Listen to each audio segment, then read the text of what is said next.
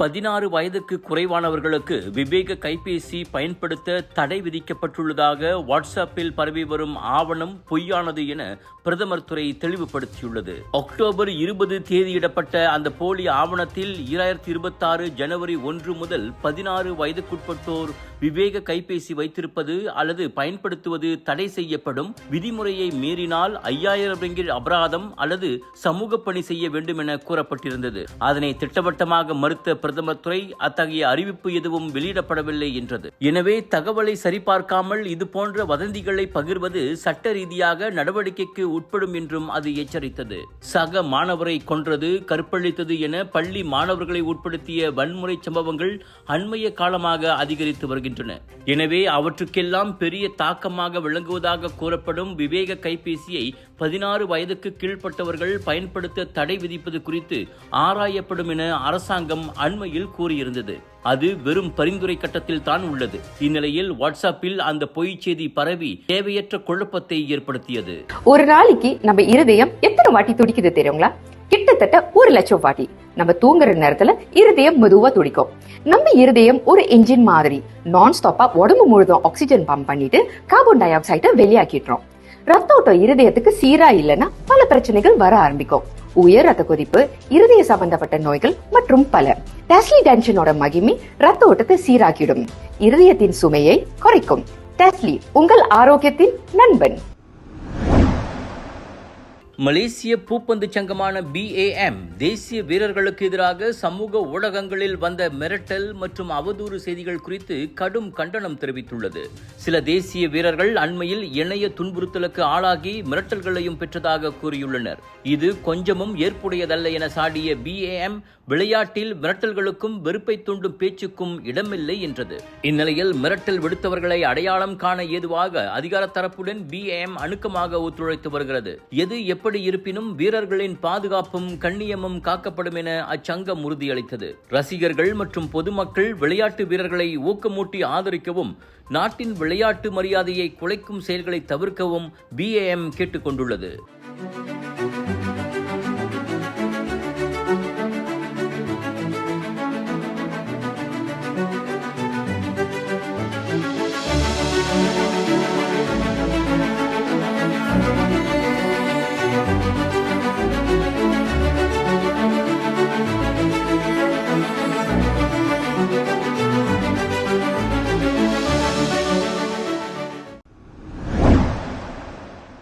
Johor பத்துப்பஹாட்டில் கழுத்தில் கூர்மையான ஆயுதத்தால் அறுக்கப்பட்ட நிலையில் 6 வயது சிறுவன் கண்டுபிடிக்கப்பட்டது அதிர்ச்சியை ஏற்படுத்தியுள்ளது.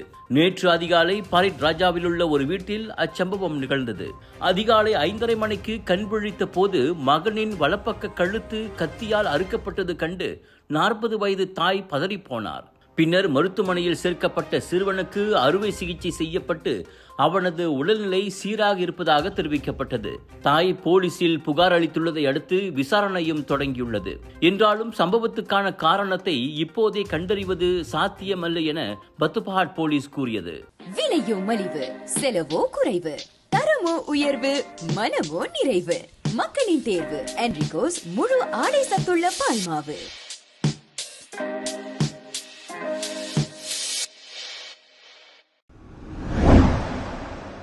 ஜோஹர் பொந்தியானில் பிரேக்கிற்கு பதிலாக எண்ணெயை அழுத்தியதால் முதியவரின் கார் பெட்ரோல் நிலையத்தில் மோதி நின்றது. திங்கட்கிழமை காலை 10:30 மணிக்கு பிக்கான் பெர்மாஸில் இச்சம்பவம் நிகழ்ந்ததாக மாவட்ட போலீஸ் கூறியது. வீட்டிலிருந்து காரில் வந்த முதியவர் பெட்ரோல் நிலையத்தில் நுழையும் போது பிரேக்கில் கால் வைக்காமல் ஆக்சிலரேட்டரை அழுத்திவிட்டார். இதனால் கார் முன்னே சென்று கண்ணாடி கதவை உடைத்து பெட்ரோல் நிலையத்திற்குள் புகுந்து விட்டது. நல்ல வேளையாக வலது காலில் சிறிய காயத்தோடு அவர் உயிர் தப்பினார். பொந்தியான் மருத்துவமனையில் சிகிச்சை பெற்ற பிறகு அவர் வீடு திரும்பினார். இச்சம்பவத்தை போலீஸ் விசாரித்து வருகிறது.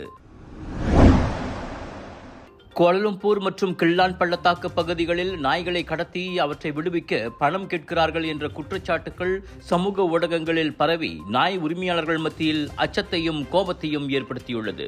சிலர் தங்களை DBKL அதிகாரிகள் என கூறி போலி அடையாள அட்டைகள் அணிந்து நாய்களை பிடித்து பின்னர் பிணைப்பணம் கேட்கின்றனர். ஒரு நாய் உரிமையாளர் தனது நாயை விடுவிக்க அக்கும்பலிடம் 300 ரிங்கிட்டை கொடுக்க வேண்டிய நிலை ஏற்பட்டதாகவும் தெரிய வந்துள்ளது. கோம்பாக், கெப்போங் உள்ளிட்ட பகுதிகளிலும் இத்தகைய சம்பவங்கள் பதிவாகியுள்ளதாம். அதிகாரிகள் இதை இன்னும் உறுதிப்படுத்தவில்லை. என்றாலும் சந்தேகத்திற்கிடமான நபர்கள் குறித்த தகவல்களை உடனடியாக போலீசில் புகார் அளிக்குமாறு பொதுமக்கள் கேட்டுக் கொள்ளப்படுகின்றனர்.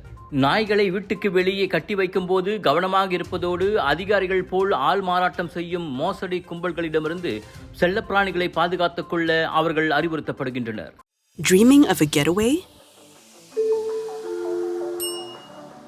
Make it real with MH Holidays. Every booking gives you up to 30% savings,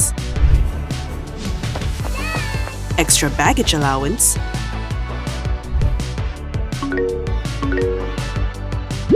free date change, and more. Experience your holiday your way with MH Holidays. ஜப்பானில் வறுமையில் வளர்ந்த 60 வயது லாரி டிரைவர் ஒருவர் பிறந்த போதே மாற்றப்பட்டவர் என நீதிமன்றம் உறுதிப்படுத்தியதால் அவரின் வாழ்க்கையில் அதிரடி திருப்பம் ஏற்பட்டுள்ளது. அவர் பிறந்தது உண்மையில் பெரும் பணக்கார குடும்பத்தில் என மரபணு பரிசோதனை உறுதி செய்ததே அதற்கு காரணம். வறுமையில் வாழ்ந்த லாரி டிரைவர் தான் அந்த குடும்பத்தின் உண்மையான வாரிசு என நீதிமன்றத்திலும் நிரூபிக்கப்பட்டது. அதாவது 1953ஆம் ஆண்டு டோக்கியோவில் உள்ள மருத்துவமனையில் 2 குழந்தைகள் தவறாக மாற்றப்பட்டன. அதில் பணக்கார வீட்டு பிள்ளை ஏழை குடும்பத்தின் கைகளுக்கு சென்றுள்ளது. இந்த உண்மை தெரிய வந்த போதே மருத்துவமனையிடம் இழப்பீடு கோரி அவர் வழக்கு தொடுத்தார்.